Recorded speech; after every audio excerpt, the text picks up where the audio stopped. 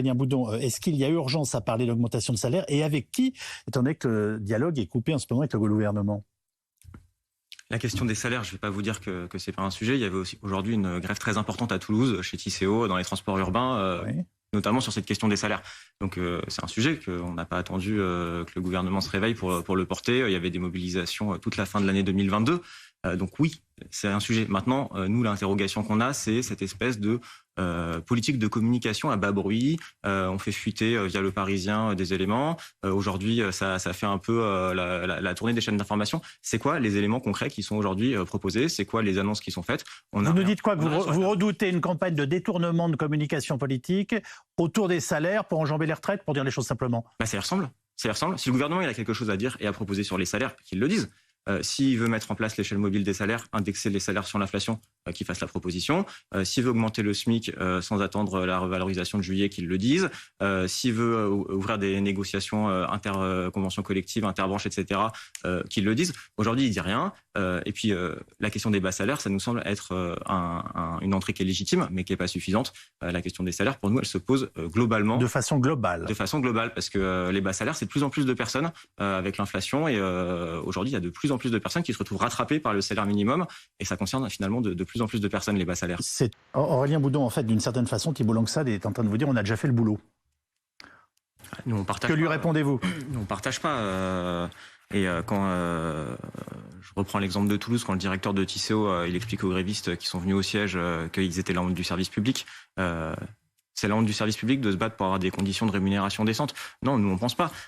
Et donc là, aujourd'hui, quand on discute avec les salariés, ils nous disent qu'ils n'arrivent plus à boucler les fins de mois. Donc le boulot, il est peut-être fait dans certaines entreprises, mais dans la grande majorité des entreprises, et y compris sur l'exemple des coûts de l'énergie, des coûts des matières premières, des entreprises en France qui en produisent de l'énergie et des matières premières et qui ont des fins d'année qui étaient plutôt vertueuses sur 2022, qui ont dégagé des bénéfices records. Et aujourd'hui, le ruissellement qui a été tant vanté dans la campagne d'Emmanuel Macron, on n'en voit pas la couleur, ou alors c'est un ruissellement à l'envers, d'accaparation des richesses qui sont de plus en plus concentrées. Et la dernière chose, c'est que l'exemple qui est donné sur les grilles... J'ai envie de vous dire, on ne peut pas confondre les 3 ou 4 très grandes entreprises françaises qui font une activité à l'international et le tissu de nos entreprises et de nos PME qui ont quand même des difficultés plus importantes et qui ne sont pas, qui vendent pas des sacs Vuitton, pour dire les choses simplement. Alors, déjà, je pense que toutes les PME et les TPE, c'est pas forcément parce que vous êtes une petite et moyenne entreprise que c'est synonyme de difficultés.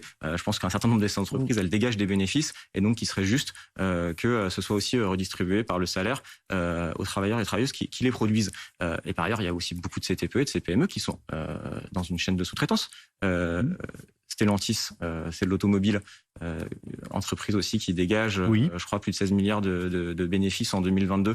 C'est toute une chaîne de sous-traitance derrière. Donc là, je pense qu'il y a une responsabilité aussi de ces entreprises-là, dans la chaîne de sous-traitance, de s'assurer que les niveaux de rémunération, mais aussi la pression sur les marges qui est mise aux sous-traitants, qui pèse peut-être plus finalement que les salaires, elle existe. Et je reviens juste sur l'affaire des grilles, des salaires qui sont tassés en entrée de grille. C'est tout à fait vrai sur un certain nombre de branches, mais il y a exactement le même mécanisme qui s'applique chez un petit employeur qui est l'État, qui a plusieurs millions de fonctionnaires, qui avait un outil qui était pas mal pour éviter ça. Ça s'appelait le point d'indice. Le point d'indice, il est gelé depuis des années. Et donc, ce qui devait garantir d'éviter que l'inflation, finalement, et le SMIC se retrouvent à dépasser les premiers échelons des grilles, il fait plus son travail.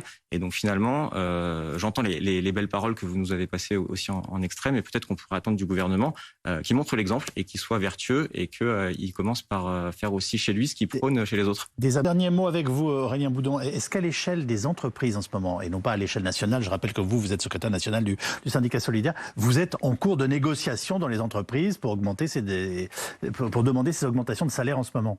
Oui, il y a des discussions dans les entreprises, il y a un accord au niveau de la FNAC, par exemple, que je viens de voir passer aujourd'hui. Mais ce qu'on observe, c'est effectivement, c'est des choses, au bout de 20 ans d'ancienneté, vous avez le droit à une prime, vous avez des intéressements, etc. Mais le jeu, il n'est pas du tout joué, pour reprendre les éléments de langage, sur les salaires. Et pour nous, le salaire, il est au centre de la question, parce que les primes, ça a été dit, ça va, ça vient.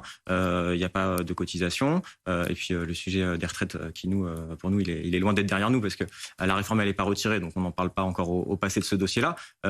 Mais la question des salaires, elle est intimement liée à cette question des retraites, parce que aujourd'hui, si on augmente les salaires, on génère des cotisations supplémentaires. Et nous, ce qu'on pourrait dire, c'est que peut-être que retirer cette réforme et ouvrir dans la suite le dossier des rémunérations, là, on pourrait discuter des deux en même temps sur des bases qui seraient plus intéressantes. J'entends en tout cas une notion dans ce que vous venez de nous dire, c'est est-ce qu'on n'est pas en train de lancer le débat sur les salaires pour masquer celui des retraites, mais ce sera l'objet d'un autre débat sur notre antenne. Merci infiniment. On se retrouve dans un instant pour évoquer une crise qui inquiète la planète entière, celle de Taïwan, que les Chinois veulent absolument récupérer. À tout de suite sur BFM TV.